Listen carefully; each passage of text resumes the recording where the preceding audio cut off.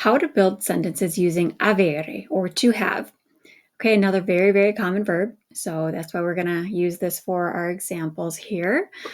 Okay, so again, we have our io, feminine io, o, I have una sorella italiana. Okay, so again, remember that matches that. Okay, una sorella italiana. Tu hai un amico americano. Okay, you have an American friend. Lui ha una ragazza bella. He has a girlfriend, in this case, a girlfriend, beautiful. Lei ha un ragazzo cinese. Okay, so she has a boyfriend, Chinese, a Chinese boyfriend. Lei, formal you, ha una casa grande. Okay, lei ha una casa grande. Noi abbiamo un esame difficile.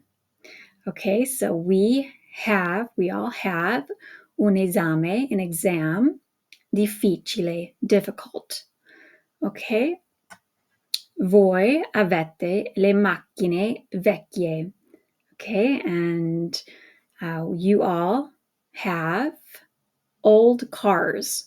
Okay, so as you can see here, vecchie matches with macchine, okay, the E ending. Okay, just the same with this one here, difficile, esame. Grande ends in an E, so we just leave it alone because it's singular for casa. Okay, cinese ends in an E. You only change it if it's plural.